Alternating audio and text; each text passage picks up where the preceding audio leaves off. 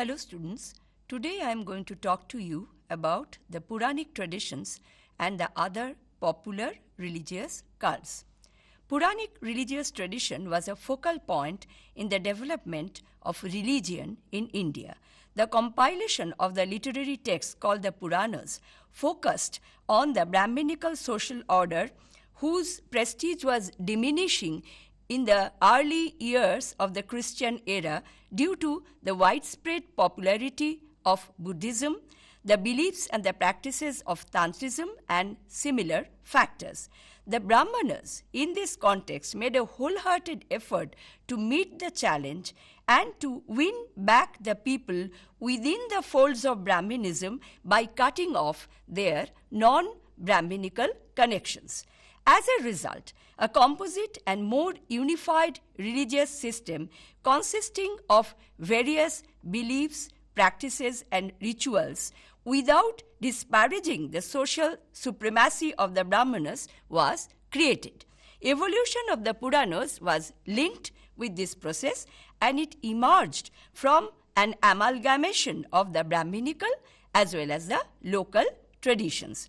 However, when the first phase of the composition of the Puranas was complete, it already had developed an identity independent of its Vedic tie-ups as well as the local linkages. From the post-Gupta period, large-scale Brahmana migration started, reaching areas so far peripheral to their influence, and such influence carried along a Puranic worldview which now became a part of the Brahminical social order. However, the level of assimilation achieved by these Puranas perhaps were inadequate, and as a result, a new genre of religious texts were written which came to be known as the Upa-Puranas. The Upa-Puranas offered a balance between the Puranic Brahminical tradition and the exclusively regional local tradition. According to Professor Kunal Chakraborty, the largest number of surviving Puranas were written in Bengal between 8th and 13th century CE. In the context of the development of the Puranic tradition, one can also refer to southern India.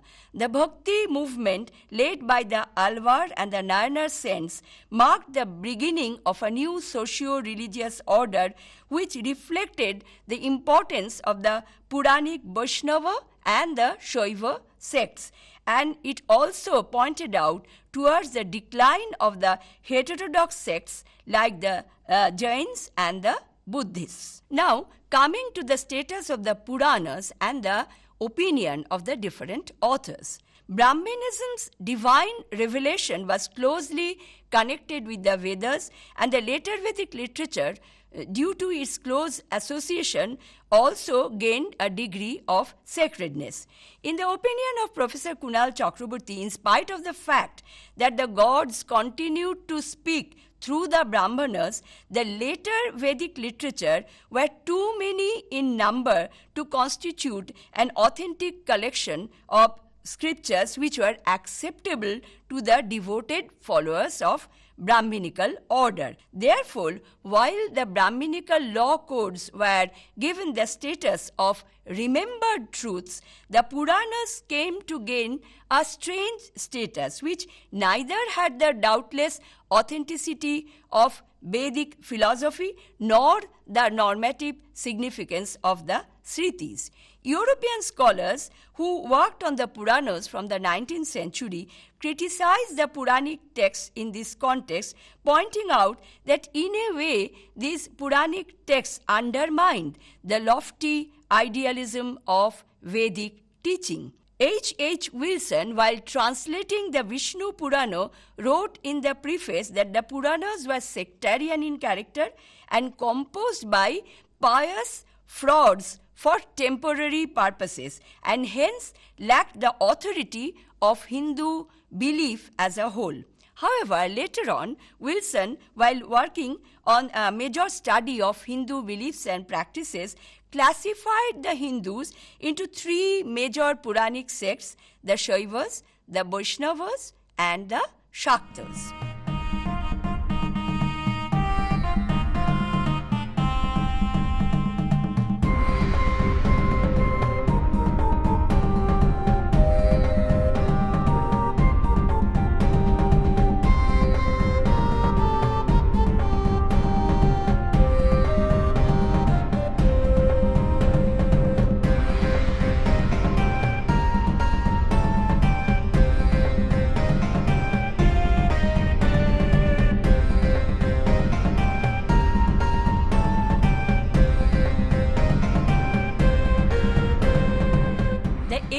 have also been deeply studied by the Western scholars. E. W. Hopkins and Wilson, they have both worked on the epics. In fact, Wilson considered the two epics to be the most dependable source regarding the ancient legends of the Hindus after the Vedas. The Puranas, with their conflicting and contradictory representations of name, numbers, and dates, were less acceptable to these scholars. In fact, Hopkins dealt with the Puranas in a very brief and indifferent way. Another author, Monier Williams, has discussed in details the aspects of popular worship like the village deities, the festivals, the pilgrimages, the rites of passage based on Puranas and the Smritis. Here was an acknowledgement of the status of the Puranas. Gradually, the Puranic religion started getting recognition as a valid source of history. F. E. Pargeter treated the Puranas with lots of reverence, although Pargeter's conclusions have been highly debated. Historian R. G. Bhandarkar made the most significant contribution towards the Puranic studies as he forwarded accounts of religious sects based on the Puranic texts.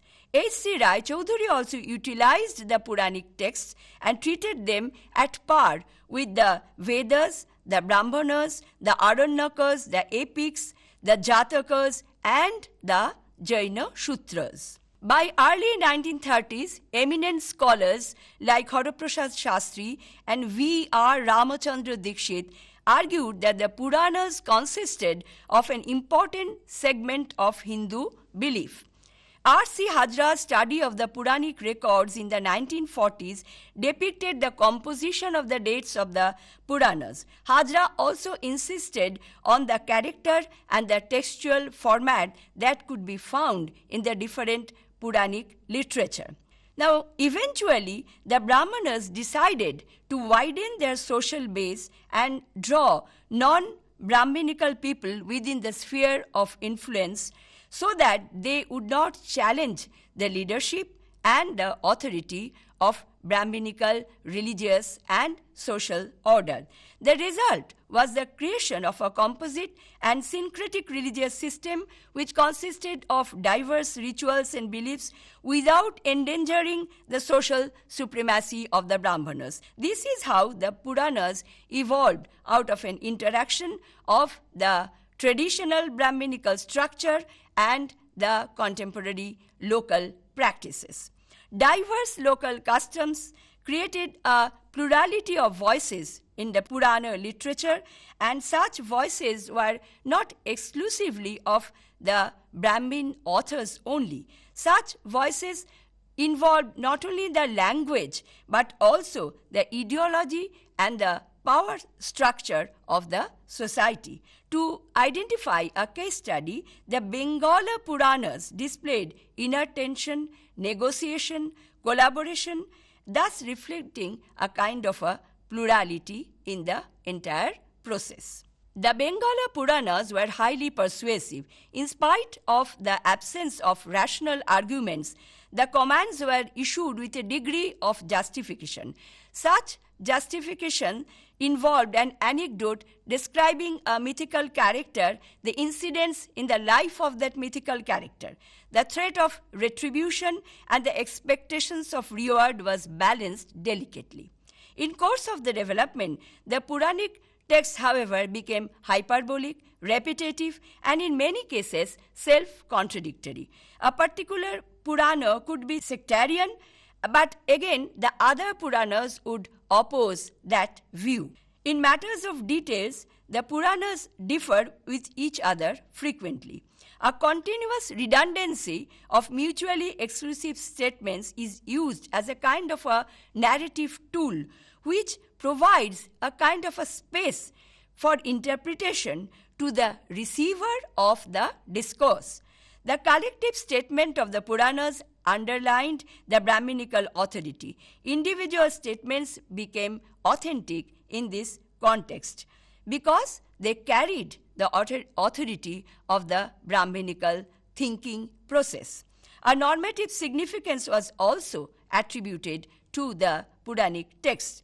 In this context, we would come across certain factors on which all the Puranas carried an unanimous opinion. What were these factors? 1. Infallibility of the Vedas. 2. The ritual prerogative of the Brahmanas. 3. The maintenance of the status of Varnashrama Dharma. And finally, the rejection of Buddhism. The Puranas, as it appears, was not written by a single individual with a specific identity, but by idealized collectivity, the Brahmana Varna. Another relevant question which comes up in this context is regarding the origin of the discourse. Obviously, they came from the Brahmanas, who again belonged to a variety of sects and who followed different gods and goddesses according to their personal choices and ranks. Such groups obviously gave a kind of a diversity while they were writing the text. This diversity was identified in the character of the Puranic texts. Thus, the Puranic texts, though loosely organized, were connected by the thread of Brahmanism, its structure being both fixed and flexible. The way the local traditions were absorbed within the Brahminical fold was definitely significant. It led to a process of Sanskritization, which received legitimization from the Brahmanas, and in the early medieval period of Indian history, these syncretic trends gained grounds. Now coming to the Puranic tradition and the popular religious cults. In South India, the basis of religious developments reflected a combination of northern and southern traditions strengthened by the Puranic pattern. Several sources clearly indicate that Vedic and Puranic traditions emerged as an ingrained amalgamation of regional differences and traits. This resulted in the development of popular religious cults around two important deities, Shiva and Vishnu. The growth of Puranic agamic religion in early medieval peninsular India could be traced from the 5th century CE in the Deccan. The Chalukyas of Badami, the Rashtrakutas of Mannakheta, the later Chalukyas of Kollani, the eastern Chalukyas of Vengi, the Kakatiyas of Warangal and the Hoysals of South Karnataka were patrons of two major Puranic religions, Shaivism and Vaishnavism. Some of the regional powers glorified deities like Skanda Kartikeya, Hariti and Shapta Matrika.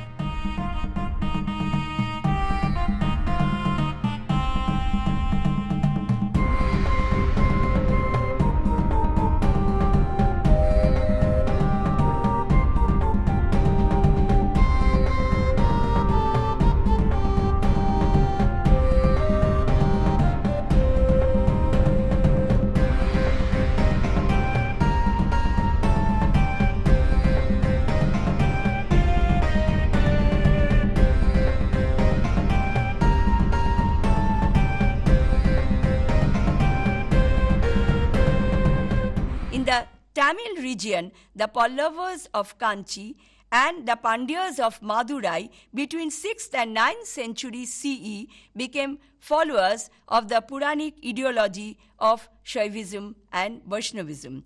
Temples and Brahmadeyas became the institutions through which these religious beliefs were propagated. In course of the development, many tribal and folk deities and many non-Vedic and non-Brahminical goddesses were incorporated within the Brahminical religious order. The Chalukyas of Badami revered Shaptamatrika and worshipped her as a source of sustenance. Lajja Gauri and Yelamma were two pastoral goddesses who received an elevated status during this period. In the Tamil region, Sangam Tinai deities like the Koravai, the Mal and the Murugan received transformed status through Puranic process of merger and became important part of Vaishnava and Shaiva pantheon. Now coming to Vaishnavism and Shaivism in South India. Between c. 700 and 1200 CE, the cult of Vaishnavism became extremely popular and it significantly developed in South India. There was a great upheaval of Vishnu Bhakti. Bhagavata Purana refers to a group of Vishnu devotees known as Alvars. They laid the foundation of Sri Vaishnava school. The Sri Vaishnava movement during the 9th and 11th centuries witnessed harmonious adjustments with the Shaivas in majority of the areas. Shaivism also gave rise to different schools of philosophies and religion in different parts of South India. An important school in the south was the Virashaivas or the Lingayats, the philosophy given shape by Basava, a minister of the Chalukya king of Kollani. The Shaiva Siddhanta school was also found in different parts of India. Refined and developed in Kashmir, it was preserved and altered in Tamil Nadu. Shaiva Siddhanta had at its core text the Puranas and focused on temples. Textual evidences and temple structures indicate that the idea of 10 incarnations of Vishnu was more or less standardized and accepted in early medieval period. Pancharatra texts expanded the idea of the buhas, the emanation of Vishnu, and the number of buhas increased from 4 to 24. Historian Upinder Singh has pointed out that the divine cowherd Krishna emerged as a major focus of the devotional worship within the fold of Vishnuism. The Harivansha, a supplement to the Mahabharata, deals with several legends which are connected with Lord Krishna, his childhood and his youth. The Bhagavat Purana, an important Vaishnava text, probably composed in South India in the 9th and 10th centuries, relates Krishna Charita, the book 10 of the Purana, and provides intricate details regarding Krishna's birth, his childhood, his foster parents, his miraculous exploits like killing of the serpent Kaliya, the love of the gopis, the pang of separation, and so on. However, the name of Radha is not mentioned here. In Matsya, Varaha, and the Linga Purana, there are stray references of the name Radha. The theme of love between Radha and Krishna was elaborated in a later Puranic text, the Brahma Vaivarta Purana.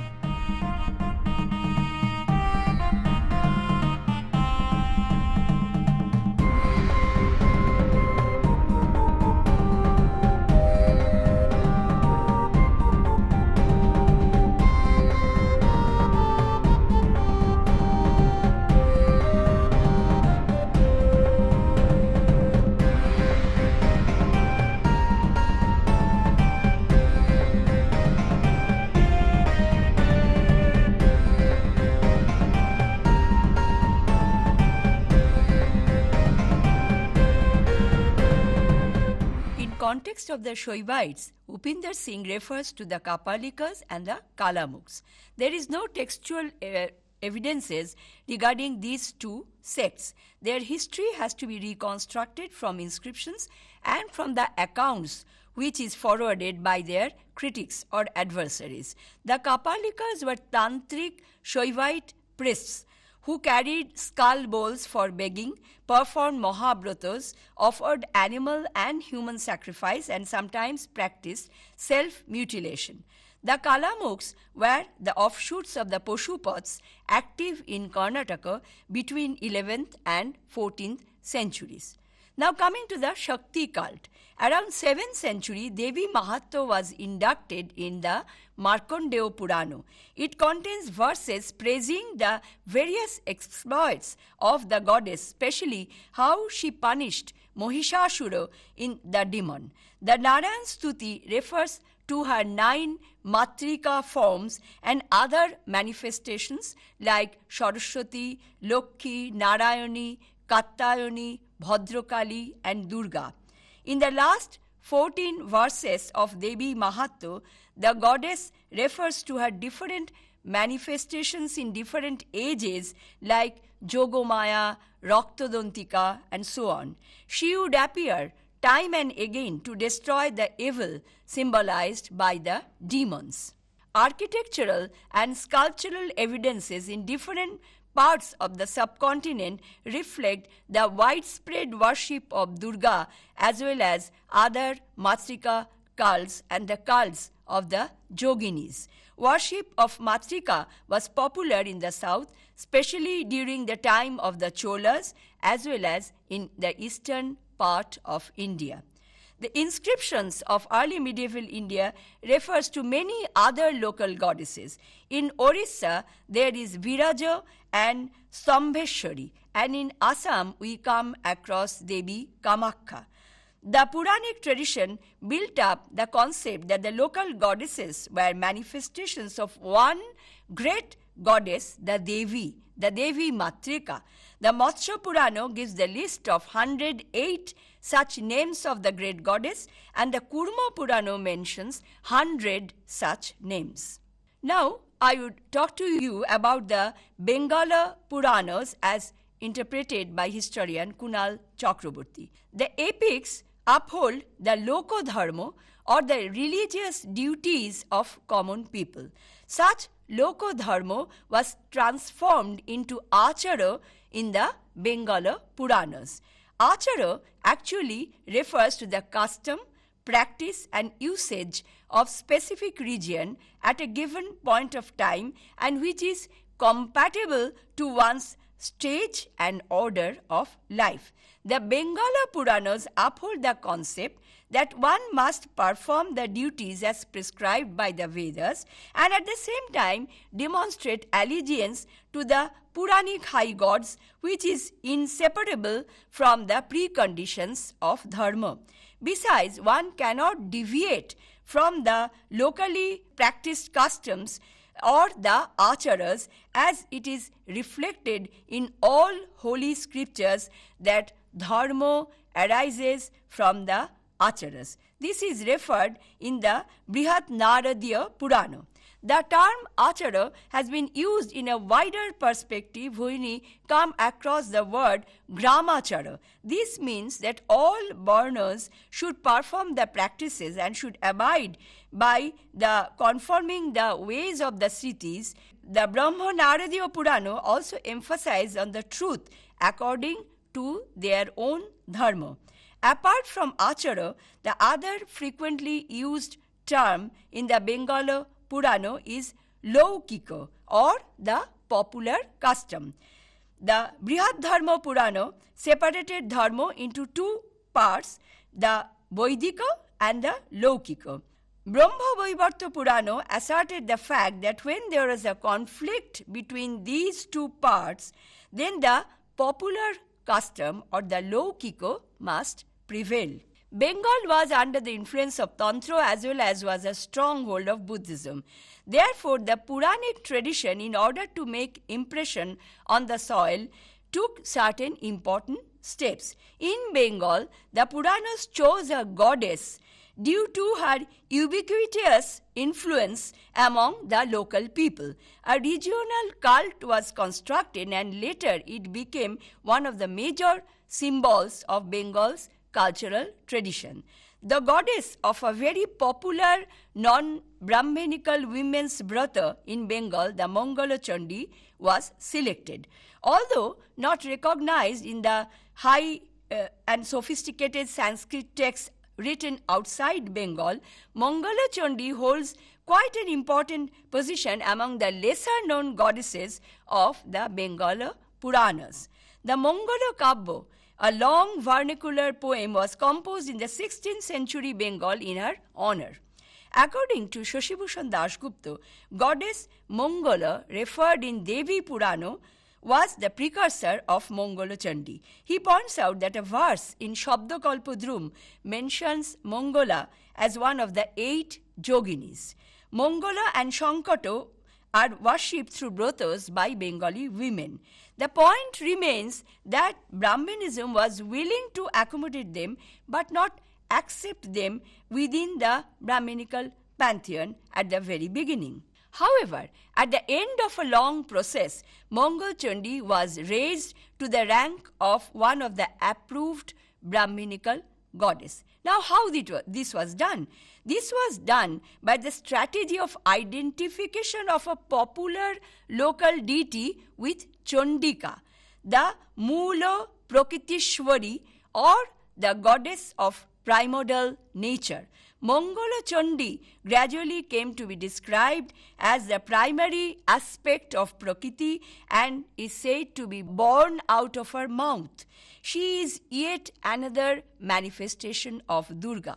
Passages from Brahma Vaivarta Purana and Devi Bhagavata Purana consider her as a symbol of good fortune, delight, bliss, and auspiciousness, and reiterate the fact that due to such qualities she is called Mongala Chandi and she is worshipped on Tuesdays.